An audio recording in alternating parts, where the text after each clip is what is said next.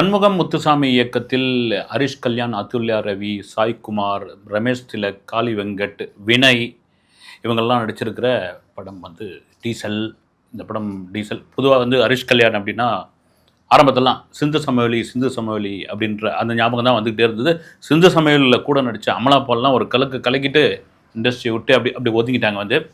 அதன் பிறகு ஹரிஷ் கல்யாணுக்கு ஒரு நல்ல படம் கிடைக்கலையாப்பா அப்படின்னு எல்லாரும் ஆதங்கப்பட்டு இருந்தாங்க. அவரும் முட்டி மோதி என்னென்ன படம்லாம் பண்ணிட்டு இருந்தார். ஆனால் டக்குன்னு பார்த்தீங்கன்னா பார்க்கிங், ரப்பர் பந்து மாதிரியான படங்கள் அமைஞ்ச உடனே ஹரிஷ் கல்யாணுக்கு ஒரு திறமை இப்போ தான் வெளிப்பட்டுருக்குன்னு இந்த டீசல் மேலேயும் ஒரு பெரிய எதிர்பார்ப்பு. அந்த எதிர்பார்ப்புக்கான காரணம் என்னென்னா, இந்த டீசல் படம் சம்பந்தமாக படம் ரிலீஸ்க்கு முன்னாடி ஹரிஷ் கல்யாண் படக்குழுவினர் அப்புறம் அந்த டைரக்டர் எல்லாம் மாறி பேசுறது. டீசல் அப்படின்னு உடனே நம்ம வேறு ஏதாவது பனியல்னா டீசல் அதெல்லாம் போடுவாங்க இல்லைங்களா, அந்த மாதிரி ஏதாவது ப்ராடக்டோட நேமா அப்படின்னு பார்த்தா இல்லைங்க, அது டீசல் எண்ணெய் சம்பந்தமான ஒரு கதை தான். அதுவும் இந்த டீசல் எண்ணெய் வந்து இன்டர்நேஷ்னல் லெவலில் ஒரு மாஃபியா, இது ஒரு அரசியல் பேசக்கூடிய படம்னு நிறைய விஷயங்கள்லாம் படம் ரிலீஸ்க்கு முன்னாடிலாம் சொல்லியிருந்தார் அந்த டைரக்டர் வந்து. குறிப்பாக ஹரிஷ் கல்யாண் நிறைய பேட்டிகள்லாம் சொல்லியிருந்தார். சிம்பு படம் பார்த்துட்டு பயங்கரமாக பாராட்டினார். நீ அடுத்த ஆக்ஷன் ஹீரோ நீ தான், இதை அப்படியே பிடிச்சிக்கோ அப்படின்னு. நமக்கு அதெல்லாம் ஒரு பெரிய எதிர்பார்ப்பாக இருந்தது. அப்புறம் இதை கூட சொல்லியிருந்தார் வந்து, இந்த படத்தோட ப்ரொடியூசர்கிட்ட வந்து, இந்த படத்தெல்லாம் தீபாவளிக்கு விட்றீங்களா நீங்கள், எப்படிங்க அப்படின்லாம் சொல்லியிருந்தாங்க. என் படம் வந்து தீபாவளிக்கு வரக்கூடாதா அப்படின்லாம் ஆதங்கப்பட்டிருந்தார்.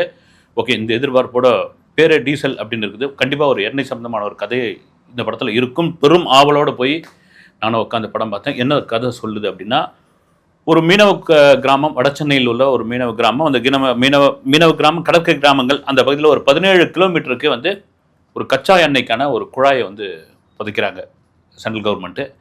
அதனால் என்ன ஆகுதுன்னா, இந்த மீனவர்களுடைய வாழ்வாதாரம் பாதிக்கப்படுது. அப்போ என்ன வரும், கோபம் ஆகிட்டு சாய்குமார் அந்த கச்சா எண்ணெயை திருடி அவரை பாம்பேக்கு அமிச்சு, அவங்க அதை பிரித்து தார் தண்ணி, அது தண்ணி, இது தண்ணின்னு அமிச்சு டீசலும் பெட்ரோலுமா இவருக்கு அனுப்புவாங்க. இவர் வந்து பங்கில் திருட்டுத்தனமாக பங்கில் நியாயமான விலைக்கு கலப்படம் இல்லாத பெட்ரோலை கொடுப்பாரு. அவருடைய ஏற்குறைய ஒரு வளர்ப்பு மகன் மாதிரி தான் வந்து ஹரிஷ் கல்யாண், நைனான்னு கூப்பிடுவார். இதுக்கு ஒரு போட்டியாக ஒருத்தர் வருவாங்க. இவங்களுக்குள்ள ஒரு சிண்டிகேட் இருக்கும். அந்த சிண்டிகேட்டை எப்படி உடைக்கிறாங்க, போட்டியாக வரவர் ஏன் வராரு, அந்த போட்டியாக வரவருக்கு ஒரு டெப்டி கமிஷனரான வினய் எப்படி அவருக்கு வந்து பக்கபலமாக இருக்கார் அப்படின்னு தான் அந்த கதை சொல்கிற ஒரு விஷயம். அது நான் கூட நினச்சேன், ஒரு பெரிய எண்ணெய் விவகாரத்தை பற்றி நிறைய பேச போகிறாங்க பொழுது அப்படின்னு பார்த்தா நிறைய இடங்களில் வட சென்னையோட சாயல் இருந்தது. குறிப்பாக அந்த டைரக்டர் ஒரு பேட்டி ஒன்று கொடுத்தது படம் ரிலீஸ்க்கு முன்னாடி. அது அந்த லைன் எனக்கு ரொம்ப நல்லா இருந்தது.